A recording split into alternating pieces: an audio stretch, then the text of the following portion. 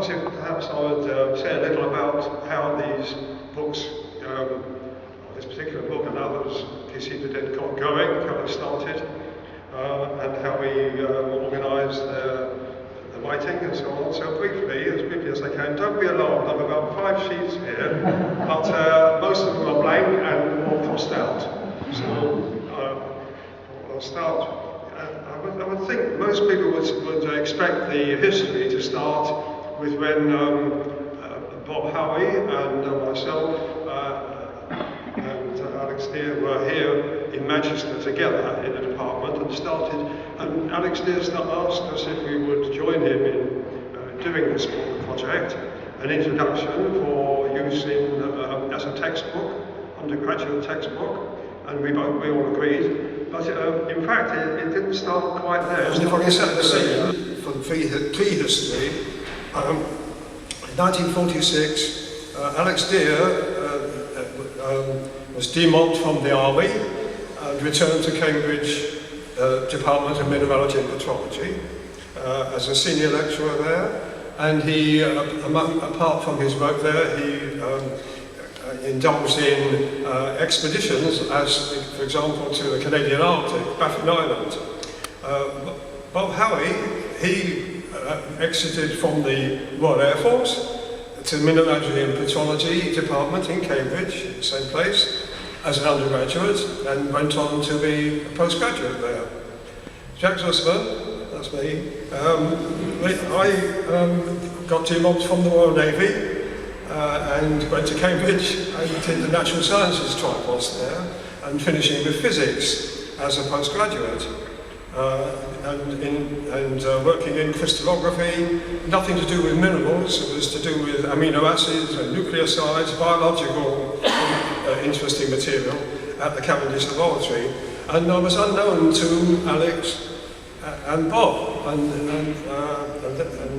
they didn't know me, I didn't know them, and they didn't know me, because we operated in different parts of Cambridge, almost. Well, the two reasons for mentioning this, apart from saying where it did start, the first is that in that period, that was around 1946, 47, etc., Alex Deere and his colleague, a close colleague, close friend, co-member of the College of St John's there, Norman Henry, they got together and agreed that they should write a book of this kind. So it was Alex Deere's idea first. Norman Henry was going to assist, but they never did it. They never got around to it. There were other things. Alex Deere was no doubt busy exploring Greenland or somewhere of that ilk. Norman Henry was a great organiser, and he was also involved in another book which was very successful about X-ray diffraction. So the second reason for going back that far is that when Alex Deere came to Manchester, which he did not long after that, a few years later, he came here to be head of department in Manchester. He was looking for somebody to start up an X-ray laboratory in the Manchester Geology Department. Norman Henry, his friend, suggested me, and I was lucky, I got the job. Now, why did Norman know me and the others didn't? Because when I was there in my first year, I did physics, chemistry and mathematics, but I also did a course in mineralogy.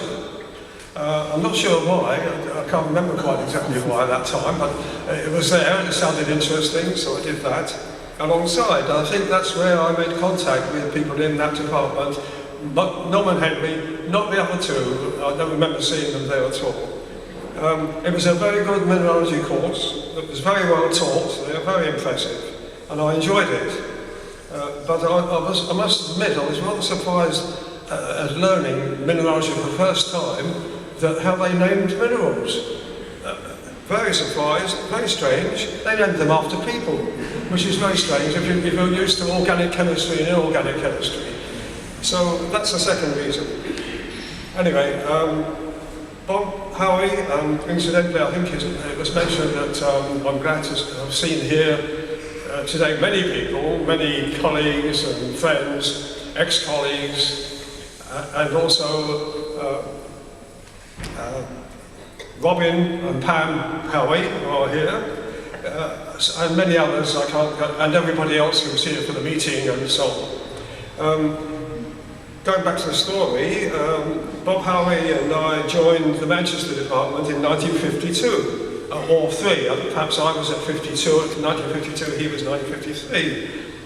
In 1957 is when Alex Deere asked us if we'd join him on this project, and we both agreed. I thought we might be interested in knowing who did what in the execution of this work.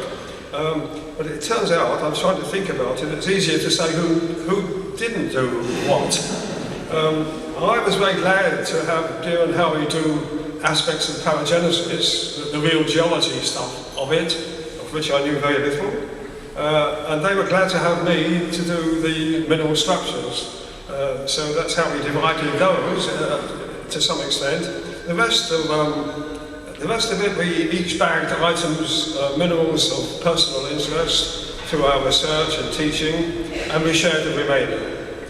But there was one other important assignment of jobs, very important. Bob Howie, over all general matters, he had a supervision of the whole operation, business manager, if you like to call it, editor. He prepared the text to go to publishers, marked up the proofs. He did the index, but not I must say, in this last 3rd edition, which was done by Robert Preston and Cathy, his wife. And also important for Bob and for us, he was used to chasing people up to get abstracts in. He was editor of Mineral Abstracts. And he kept chasing us, chivying us up to deliver the goods at frequent intervals, but we tended to be a bit remiss. Mentioning abstracts, we all used mineral abstracts widely to know what was going on in the literature. And this was before the time of internet methods, digital methods. Bob Howie was editor of Mineral Abstracts for more than 40 years, hard to believe. Yes, more than 40 years. They reckon there was about 4,500 abstracts published per year, and that he was responsible for writing about 1/3 of them, 1,500. Remarkable contribution to mineralogy, apart from all his other work that he did for the Mineralogical Society, almost every office you could think of, vice this and then president and so on and so on. However, what else can I tell you? How did we get on together, the 3 of us? Well, it was very easy when there were 3 of us, because we went by majority, a majority vote and the end of argument, that's it. And we always could get a majority. It only failed on one occasion that I can remember, when we were discussing with Alex Deere, Bob and I, and he said he wanted figures to be larger, and we said we wanted the figures, particular figures, to be smaller. And he said, it's too small, it's like a postage stamp, it's no good. And we argued, and we got thrown out of the room with army-type language.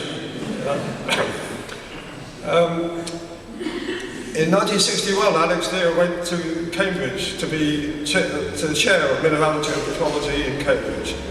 And he carried on working with us with the book, even while he was Master of Trinity Hall College, and even when he was Vice-Chancellor of Cambridge University. At a rather difficult time, when there was I won't say when the revolting students, you'll misunderstand me, there was student unrest at that time. A year later than that, after that happened, after he went, I left Manchester, went to Oxford. And a year later, Bob left and went to King's College, London, and later that moved to Holloway. From then on, all the book meetings, which we used to have frequently in the department, easily, were more complicated. But we went to various places, but mostly London, and mostly in King's College London with Bob. We used to follow Bob along, I don't know if you know the college, some of you will, mazes of underground and ground level corridors, following Bob along until you get to a lift, and Bob gets out his walking stick and he thrust it forward at the button to operate the lift, and that was his style. He had many uses for his walking stick. We went into his office, very small, very crowded. We were perched on stools and chairs surrounded by precarious piles of books and specimens, which reminds me to say, recently Bob had his own mineral collection. Some of it was in his home, and some of it was in his office. We used to see these and admire them. And they have been kindly donated to Manchester University by the family. And just a sample of them is put out at the end where the books, the new books are, if you'd like to have a look. When we finished working with Bob at his office, he kindly took us to the station in London, Euston for me, King's Cross or Liverpool Street for Bob, and we indulged ourselves in the excitement of his hair-raising driving through the centre of London in rush hour. I like to paraphrase John Lewis's slogan, he was never knowingly overtaken. That kind of style was because he learned to fly before he learned to drive. The 3 editions, so well, I haven't yet got to this. Nearly. In 1957 we started the first edition, 1966, sorry. Yeah, started writing in 1957, it was published in 1966. What took us so long? 9 years for the first edition of the introduction book. Well, it's slow, even though we all had our day job to do as well as writing the books when we found time. The reason was we got carried away by it. We wrote too much, and it got too big, and so we decided that we'd turn them into the 5 volumes of rock-forming minerals instead. So that delayed the appearance of the undergraduate textbook. The 5 volumes were published, surprisingly to me, looking back, in 1963 and 64, in 2 years, and then we reverted to the teaching book, which was published in 1966. Second edition, 1992, 26 years gap, in which there was a great explosion of new research techniques and new data to take account of, which we did to the best of our ability, but there were very relatively modest changes in the presentation of the book. I've put out at the back, in addition to the new books, which are there for being sold and signed, but this is not supposed to be a sales plug. There are modest changes in that book, and you can see for yourself if you look at compare the two.